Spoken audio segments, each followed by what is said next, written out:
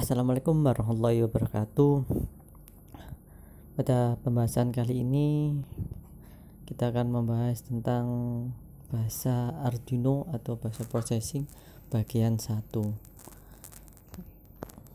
Di sini nanti kita akan belajar tentang dasar-dasar pemrograman Arduino agar kita dapat membaca beberapa source code dari Arduino itu.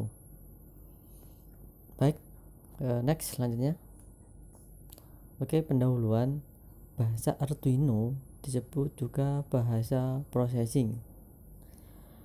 Program Arduino berbasis C+ atau C++. Bersifat case sensitif, huruf besar, huruf kecil berbeda. Dasar bahasa Arduino nanti ada 5 nanti kalau cari. Yang pertama struktur, arithmetic, flow control, variabel, dan function.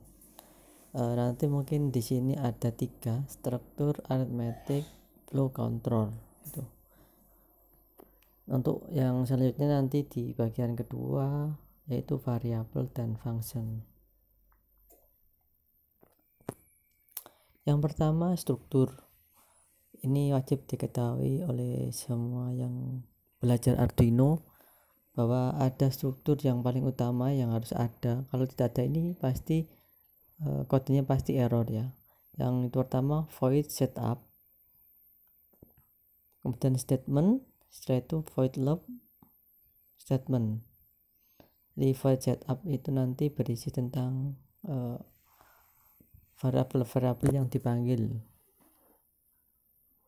Kemudian untuk loopnya nanti setelah dipanggil nanti dikerjakan, dieksekusi di loop ini. Jadi diputar berulang kali di loop ini seperti itu.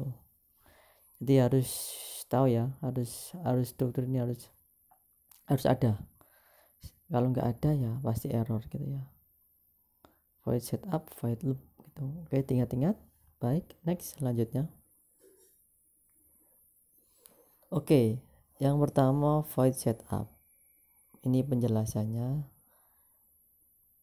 Hanya dipanggil satu kali saja saat program mulai berjalan. Jadi kita misalnya membuat variabel apa, kita taruh di sini juga bisa.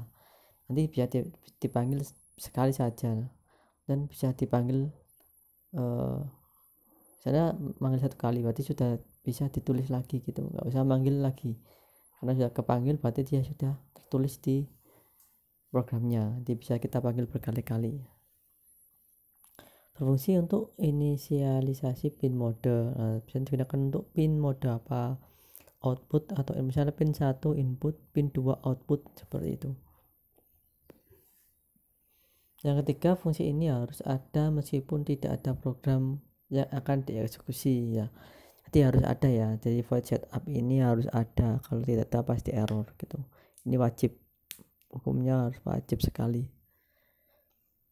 Oke, contoh ada di bawah ini void setup, yaitu pin mode, pinnya berapa, sebagai apa output gitu. Dan void loop statement gitu. Ini contoh dari void setup.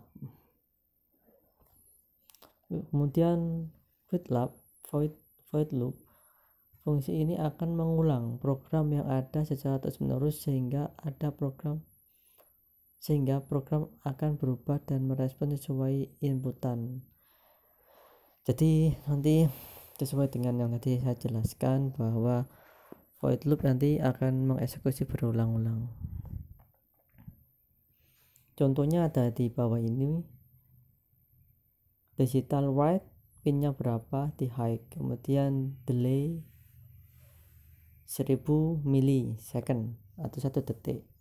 Kemudian digital write pin low, delay 1 detik. Jadi menyalakan digital write tadi menulis sinyal 5 volt ke pin itu, kemudian jedanya 1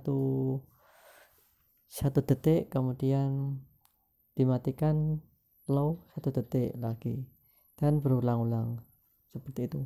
Mati nyala 1 detik, nyala 1 detik, mati 1 detik, seperti itu. Kemudian ada function kita bisa membuat function sendiri. Function adalah berupa sekumpulan program yang diberi nama khusus yang dapat dieksekusi dengan cara memanggil fungsi tersebut. Jadi kita mau fungsi apa, fungsi nyala, fungsi menghitung gitu, atau apa bisa kita tulis program di dalamnya. Nanti kita bisa panggil, nanti tidak perlu menulis lagi ulang-ulang gitu, nggak perlu, tinggal memanggil saja. Void setup dan void loop termasuk jenis function bentuk struktur gitu. Jadi void setup dan void loop itu juga function, tapi function yang harus ada karena memang itu yang dibaca oleh Arduino nya gitu ya. Untuk yang lain sunnah hukumnya ya, jadi boleh ada boleh tidak sesuai dengan kondisi alur yang kita buat, seperti itu. Contohnya seperti di bawah. Untuk kodenya tipe function name, parameternya apa ya, contohnya integer delay fall gitu ya, jadi tipenya integer delay value gitu. Di int v kita membuat variabel integer v, kemudian v kita kasih analog read portnya berapa, kemudian v nya dibaca, dikonversi menjadi bit gitu ya, 2/10, kemudian return lagi gitu. Seperti itu, membuat fungsinya mirip sama PHP atau yang lain juga mirip. Next, nah ini curly brace ya. Curly brace atau kurung kurawal digunakan pada awal dan akhir suatu blok program. Kurung kurawal terdapat pada fungsi perulangan dan kondisi statement. Jadi wajib ya, curly brace ini ada, biasanya digunakan di bawah function ya, mirip kayak kita di PHP ada kurung kurawalnya gitu.